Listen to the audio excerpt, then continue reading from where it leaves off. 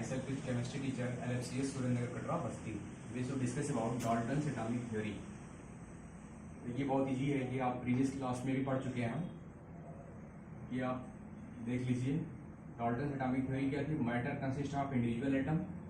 Matter जो बना हुआ हो वो एटम से बना हुआ है, इंडिविजुअल एटम से बना है। नेक्स्ट है all the atoms of a given element have identical property including identical mass. ये कह रहा all the item of given element. Given element का जो भी आइटम होगा वो क्या होगा, उसकी आइडेंटिकल प्रॉपर्टी होगी इंक्लूडिंग आइडेंटिकल मास। उसका मास भी क्या होगा, आइडेंटिकल होगा। नेक्स्ट है combined compound are formed when item of different element combine in a fixed ratio. ये कह रहा है कंपाउंड कब बनेगा, जब आइटम क्या होंगे डिफरेंट एलिमेंट के फिक्स रेशियो में कंबाइन करेंगे। नेक्स्ट है chemical reaction involve reorganisation. Chemical reaction में क्या होता है, रीऑर्गेनाइजेशन होता है। रीऑर्गेनाइजेशन ऑफ एटम होता है, याद रखिएगा। Reorganisation of atom in the sense atom is not created nor destroyed, but we can change one form to another form. तो ये डाल्टन्स एटॉमिक थ्योरी का बेसिक फॉर्म है।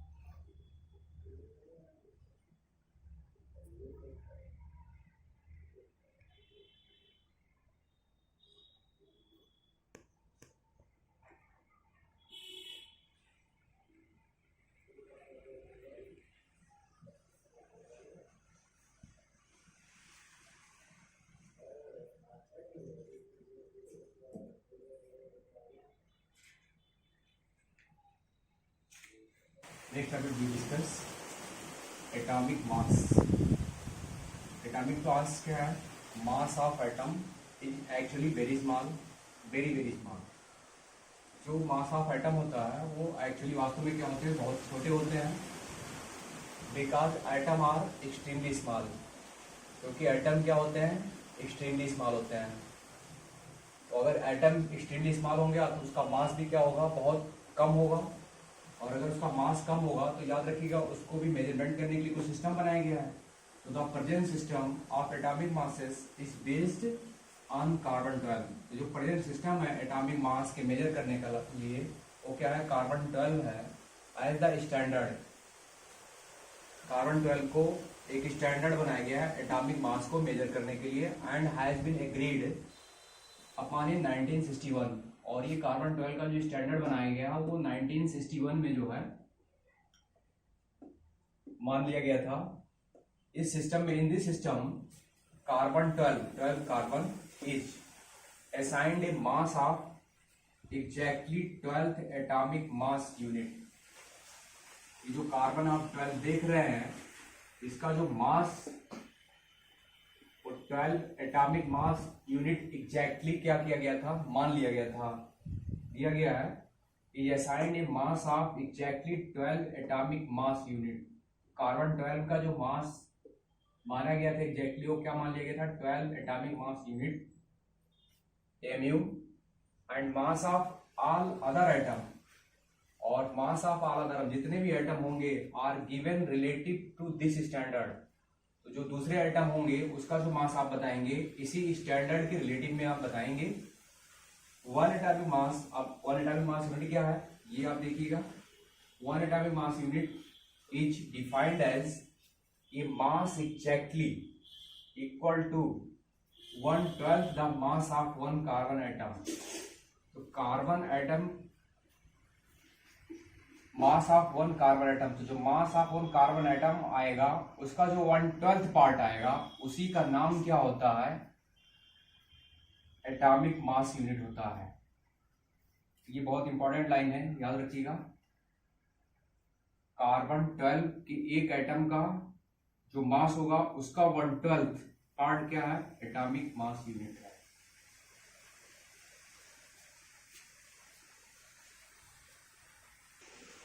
तो आप पढ़ रहे हैं एटॉमिक मास,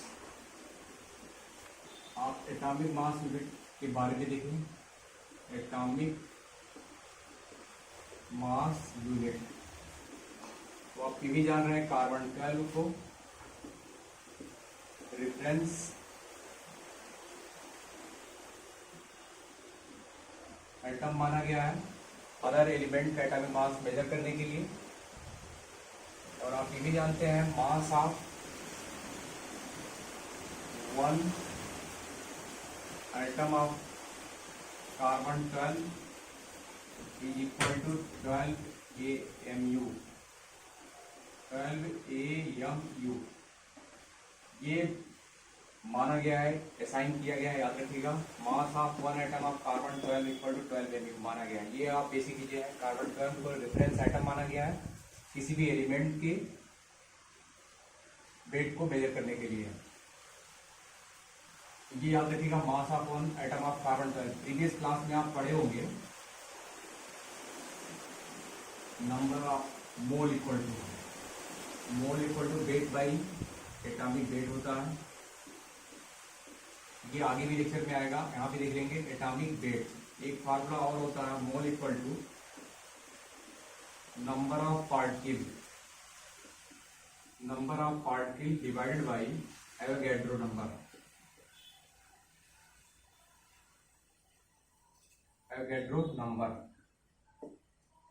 नंबर को आप Na से रिप्रेजेंट करते हैं। Na इसकी वैल्यू 6.023 इंटू 10⁻23 होती है। ये बहुत इंपॉर्टेंट नंबर है।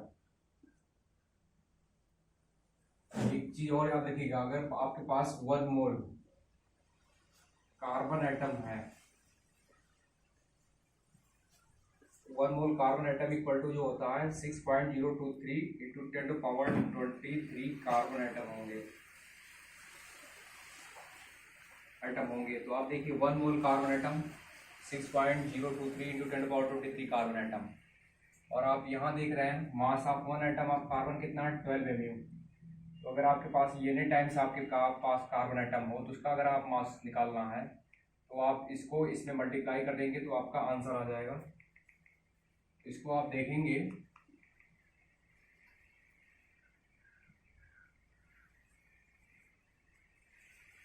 जैसे अगर हम बात कर रहे हैं मोल की बात कर रहे हैं, mole equal to weight by atomic weight. तो आप देख रहे हैं ना mass of one atom of carbon कितना है, 12 MU है। इमेजिन करिए अगर हम यहाँ वेट निकालना चाहते हैं 1 मोल का, वेट बाई एटॉमिक वेट। हमारे पास गिवन में 1 मोल कार्बन एटम है, 1 मोल कार्बन एटम है, हमें वेट निकालना है। तो wait of 1 mole carbon atom निकालना है। 1 मोल कार्बन दिया हुआ है तो 1 मोल दिया है। Wait of 1 mole carbon atom निकालना है।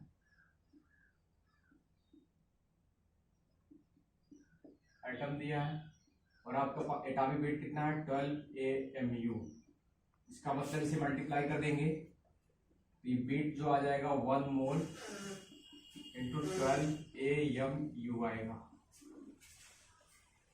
ये जो वेट आएगा याद रखिएगा, वेट ऑफ 1 मोल कार्बन आएगा।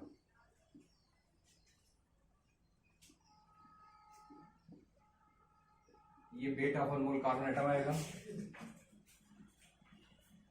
एक ही सबसे इंपॉर्टेंट बात ये है,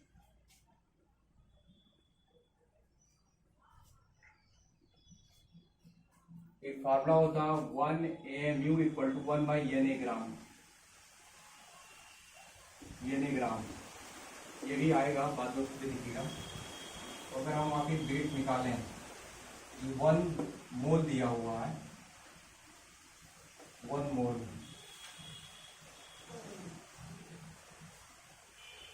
हमें 1 मोल लाना था, ये आपने मल्टीप्लाई किया, तो 1 मोल में नंबर कितने होते हैं आपको पता है, एन होते हैं। 1 मोल को मोल की जगह पे हम एन रख दे रहे हैं, एन आइटम है, एन आइटम, और ये क्या दिया है 12 AMU।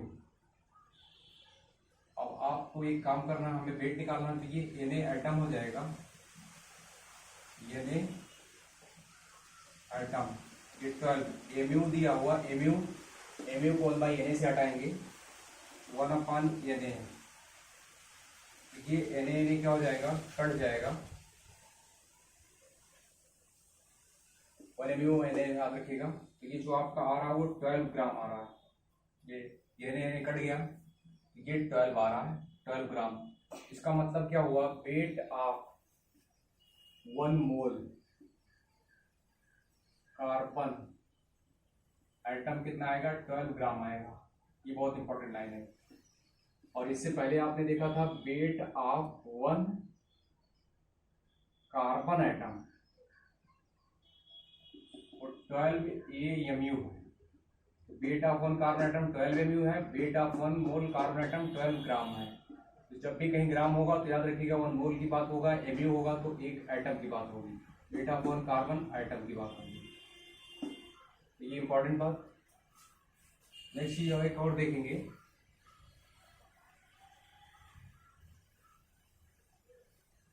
अभी आपने देखा, अगर आप देखेंगे weight of 1 mole carbon atom 12 है। अगर हम यहाँ नंबर की बात करेंगे, number of 1 mole carbon atom equal to कितने होंगे, Na टाइम्स, मतलब एवोगैड्रो जितना। 1 mole carbon atom equal to Na carbon atom. याद रखिएगा Na क्या है, 6.023 इंटू 10⁻23। ये 1 मोल कार्बन एटम, ये 1 मोल कार्बन एटम, तो लेफ्ट हैंड साइड बराबर होंगे, तो राइट हैंड साइड में क्या होंगे, बराबर होंगे। तो आप यहाँ देखेंगे 6.023 into 10⁻23 carbon atom equal to, इसका वेट कितना है 12 ग्राम। ये कार्बन एटम कितने ग्राम, ये सिंस है इसलिए आप एक कार्बन एटम का वेट निकाल सकते हैं, वेट ऑफ 1 कार्बन एटम, ये आ जाएगा 12 डिवाइड बाई 6.023 इंटू 10⁻23। इसको आप सॉल्व करेंगे तो ये अप्रॉक्सीमेटली 2 इंटू 10⁻−23 ग्राम आ जाएगा।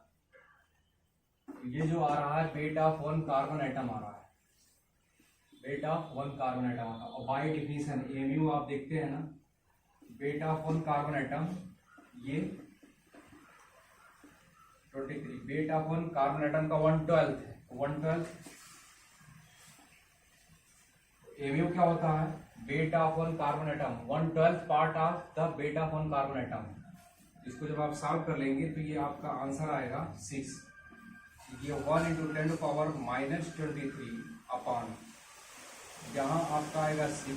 आप एक काम करेंगे, एक प्लस 0 बढ़ाएंगे और एक और यहाँ भी प्लस बढ़ाएंगे, ये जो वैल्यू आ जाएगी 1.66 इंटू 10⁻−24 ग्राम आ जाएगा। तो एमयू आपका क्या आया, 1.66 इंटू 10⁻−24 ग्राम। तो ये एक फार्मूला आपको निकल के आया, ये 1 एमयू का देता है 1.66 इंटू 10⁻−24 ग्राम। नेक्स्ट टाइम्स को आप देखेंगे स्टार्टिंग से। अभी आपने देखा था कि मास ऑफ 1 कार्बन एटम कितना माना गया था, 12 AMU। 12 AMU को ग्राम में चेंज करेंगे, 1 MU इक्वल टू 1.66 इंटू 10⁻−24 ग्राम। इसको मल्टीप्लाई करेंगे तो ये ग्राम में आ जाएगा, और ये वेट ऑफ 1 कार्बन एटम आएगा, वेट ऑफ 1 कार्बन एटम आ गया। ये आएगा। तो एमयू को जब भी आप ग्राम में चेंज करना होगा तो 1.66 इंटू 10⁻24 से मल्टीप्लाई करेंगे, एमयू आ जाएगा। कुछ चीजें और देखेंगे।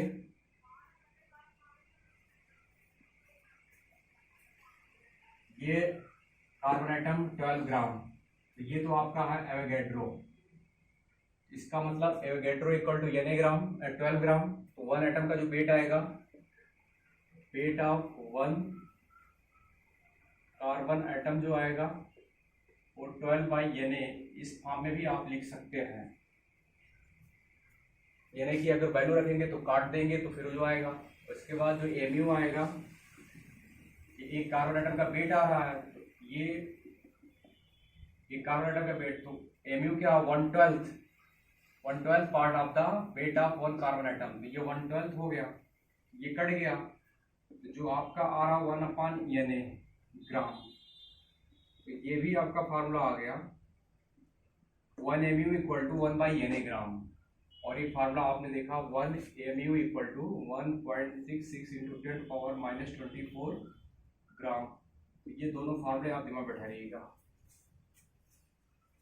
Next topic discuss next time. Thank you.